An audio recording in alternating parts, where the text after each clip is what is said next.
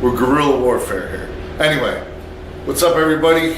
Mike Valenti, Nick Stamos of KAKOS, and they're playing the Brick by Brick release party, April 26th. You're getting sick of me seeing it posted, and I'm spamming the shit out of you, but we're gonna do it yet again. So we got Nick. Nick, welcome. How you doing? What's going on? So Nick and I have got a little bit of a past. He's got some hardcore roots. He's got metal roots. He's done a lot of stuff for the Extreme Music Awards, playing with Jason Bittner as his main guitar player, learning an insane amount of songs in such a short amount of time. Very talented as far as that goes. He learned a leeway set pretty much on the last minute notice back in 2019. And he did one of Leeway's last tours when they did some stuff with Marauder. Anyway, so give us a little bit of background about yourself. Yeah, I mean, that covers a lot of it. I was in the band Frozen Sun for like 15 years, something like that. I've been touring and playing guitar since I was 12, and born and raised in Albany 518 scene, and now my new band is KAKOS, and we've been working on some new tunes and trying to get that going as of lately. And that hasn't been together all too long. I think you're under a year. Right? Yeah, much under a year. I think we started, I want to say September of 2024. Nice. Yeah, and that's like was after the remnants of Frozen Sun and whatever. What about the other members of the band? Who do you got playing with you? Right now, I got my drummer and longtime friend Tony Torino.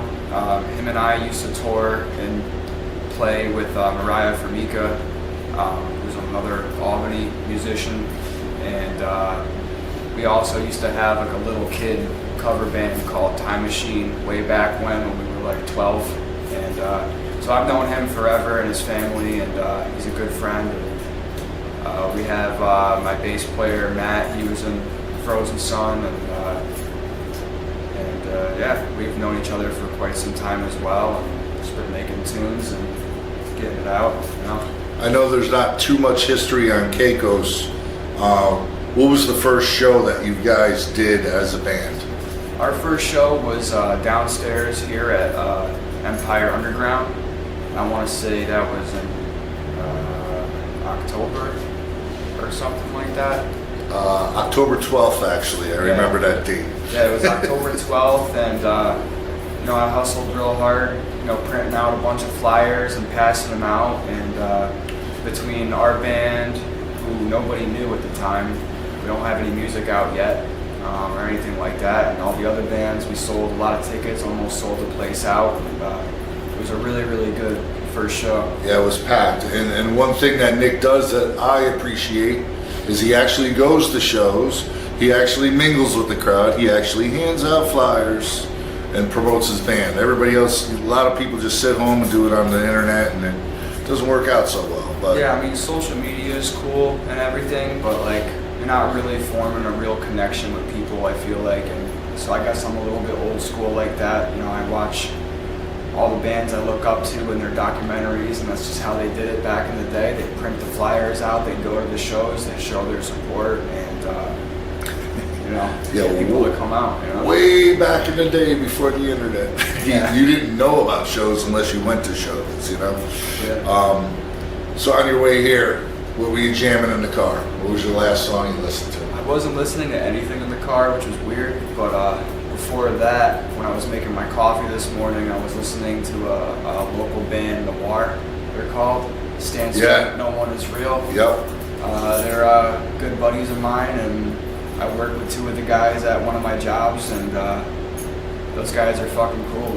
They're real heavy. They're playing April 13th with Full Blown Chaos at Empire Underground. Yeah. I'm pretty sure this will air before that, but so that's going to be the first time I'm going to check them out. I heard about them on a couple other things too, so that's cool. Yeah. That's awesome. I mean, that's awesome that you're listening to like local bands and stuff like that, And you know, I do that stuff. I mean, obviously, people send me shit all the time. So, but the cool thing is like I like it when bands send me stuff because then I dive into the rabbit hole. You know, so when I'm doing my shit and everything, I'll put their song on. I like it. I dive into that band. I check them out. I, you know, listen to a lot of the stuff. So I enjoy it. So if you're in a band and you want to send me shit, I'll listen to it. Let's see. If you had to redo a hair metal band song, what song would it be? That's a hard question because I listen to a lot of different shit, like everything from the Beatles to fucking death metal. But a lot of the stuff I grew up in my early days was hair metal stuff because they all had great guitar players. If I had to redo one, it's a tough question, honestly. I'm a really big Van Halen guy. I like Van Halen. All right. I don't know if any of that stuff needs to be redone, but yeah, I agree. We during COVID we did a cover song of "Slave to the Grind" by Skid Row. Oh, we did our version of it. I mean, it was just on the fly and just really quick and everything, and that was fun. I enjoyed that, but I interviewed. Some bands just don't even know what hair metal is, which is kind of funny. But you know what song's cool is it just popped in my head is I like the song "Wasted" off the Def Leppard. Yeah, the very first Def Leppard record. They're like fucking. I don't want to call that hair metal though. That was that was like rock and roll. That was like that was like right before metal started forming, and then they were like 16 on it. Yeah, they're young, and then Pyromania they started with the hairspray and all that shit. So. Yeah, actually, you know what's a good one then is early Pantera hair metal. PST 88, dude, Pussy Tight. What was it? Power metal? Is that one of their tunes? They got that song, Pussy Tight. Tonight, me and fucking Jason Bittner want to cover that at next year's award show. Dude, that would be great. Yeah. That song's legend. So, what is your vice besides playing music? What do you like to do? Honestly, like I'm a real simple guy. I like just chilling at home, making steak, and you know, taking a shower with some good soap. fucking, I swear to God. Okay. That makes me happy. And then soap. That Dr. Squatch, dude. All right. Makes me happy. And then just going to shows and fucking supporting other bands and fucking being out there and hanging out. Fucking seeing my friends. Hell yeah. You got any hobbies? You got anything? Dude, I only play guitar and that's about it, dude. Oh man. My other hobby would be is everything's music related for the most part. I do a lot of listening of music too. Like I'll sit down and put a bunch of old records on. Like I like a lot of old jazz records even, like I like Al Di Meola and fucking Jeff Beck and stuff like that, which a lot of people in the metal world wouldn't even get, but you know, those guys will smoke half the metal guitar players. Oh, you're not kidding. You're not kidding. Learn from them. George Muscatello, do you know who he is? He's a local jazz artist, phenomenal player, and he used to be in a band called Final Terror. Back in like the late 80s, long hair, hardcore from Troy, New York, South Troy, you know, and he morphed into this jazz player. He's just phenomenal, and if you ever get a chance to check him out, I don't even know if he's still playing anymore. I know he was kind of sick or something, so I don't know. Well, it's crazy how much jazz music and like old thrash metal and stuff are actually like intertwined. Like when I was getting ready for the award show and we were doing those songs with Dave Ellefson and everything, like I did a lot of research on that old Megadeth stuff, and Chris Poland around that time, dude, he was listening to Return to Forever, which is like Al Di Meola, Chick Corea, and like all those fucking cats. And a lot of that stuff was like how they came up with some of those cool solos. Yeah, they got a lot of different phrasings, so they definitely put some technicality into metal for sure. Hell yeah. But it's just cool. I mean, because you're a young dude. I mean, I'm an old dude, so it's cool to see that you appreciate more than just like one style of music, which is cool. It's refreshing. you know, and I guess as a full-rounded musician, you would kind of have to do that.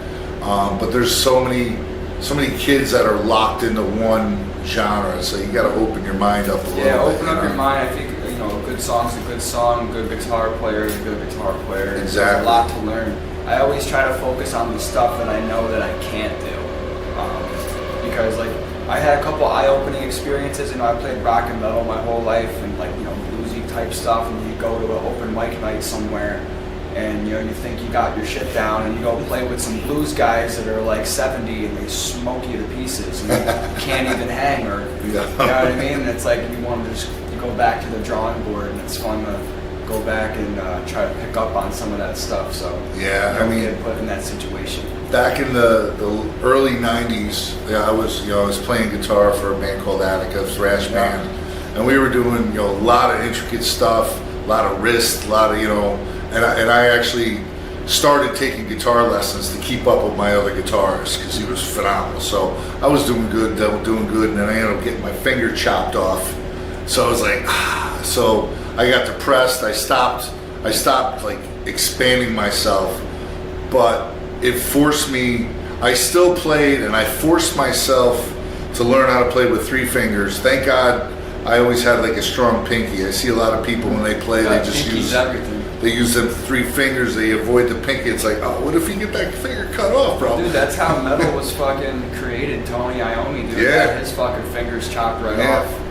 Half his fingertips are fucking metal or lead or something. Yeah. And that's how they got that sound back in the day, you know? So, yeah, it forced me to really just bite down and learn how to play with three fingers, but I never expanded my learning per se, because I still, to this day, I kind of feel a little locked in, and my songs just got simpler as I got older when I write. Simple's good, though. Yeah, I don't mind it. I tell all the people that, because I give lessons too, and I tell all the kids and all the people that are starting out that feel like they need to know 1,000 things, I'm like, listen, if you got a little bit of an ear for it, if you can play some power chords, keep your guitar in tune and play in time, like you have enough right there just to fucking be a phenomenal guitar player. I agree.